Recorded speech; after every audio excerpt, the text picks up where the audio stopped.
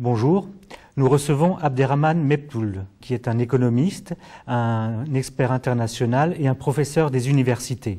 Bonjour Monsieur Mebtoul. Bonjour Monsieur Meyer. Vous êtes sans doute l'un des observateurs de l'économie algérienne parmi les plus avisés, sinon les plus prolixes. Comment se porte l'économie algérienne l'année des 50 ans de son indépendance, alors que le FMI vient de revoir à la baisse la perspective de croissance de l'Algérie à 2,6%? Bon, la situation de l'économie algérienne après 50 années d'indépendance peut se résumer de manière très lapidaire. C'est 98% d'exportation d'hydrocarbures à l'état brut et semi-brut, et l'Algérie importe 70 à 75% des besoins des ménages et des entreprises, qu'elles soient publiques ou privées, dont le taux d'intégration ne dépasse pas 15%. Le deuxième constat, qui est lié au premier, c'est que de 2000 à juin 2012, grâce à Sonatrach, l'Algérie a pu engranger 560 milliards de dollars, allant vers 600 milliards de dollars certainement fin 2012.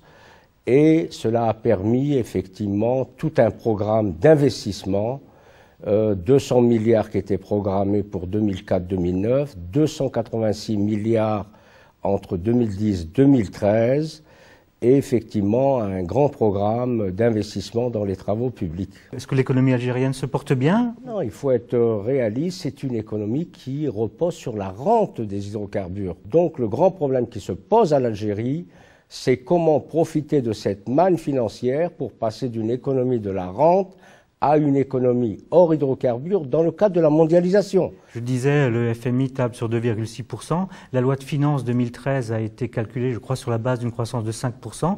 Alors, comment jugez-vous cette loi de finances 2013?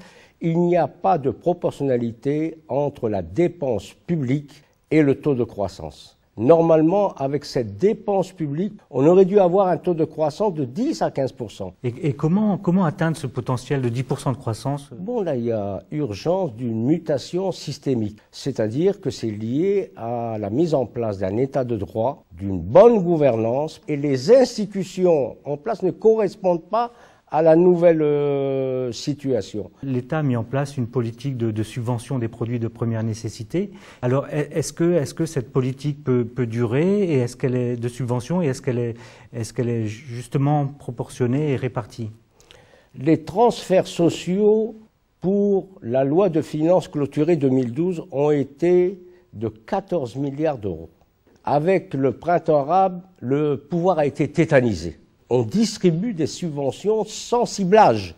Les subventions sont le cancer du produit de la rente des hydrocarbures. Ce ne sont que des mesures palliatives pour calmer le front social. Effectivement, le pouvoir algérien il tient compte de deux facteurs fondamentaux. C'est les élections présidentielles d'avril 2014. Il ne faut pas qu'il y ait de remous sociaux jusqu'à là.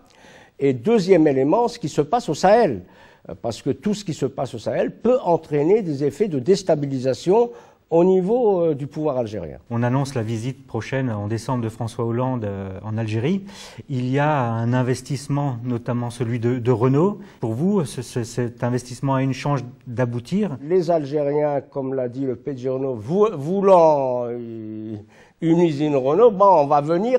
Mais toujours est-il, c'est que vous savez qu'avec la crise mondiale, les capacités pour que le seuil de rentabilité de l'industrie automobile, il faut aller vers 300 000 unités minimum, ce qu'on appelle le seuil de rentabilité.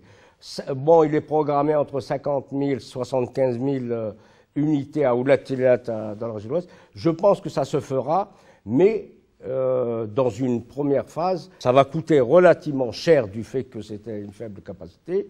Il faudra peut-être entrevoir avec Renault qui ne se fera pas harakiri par rapport au projet de Tanger, peut-être de produire d'autres gammes en direction de l'Afrique pour accroître les capacités.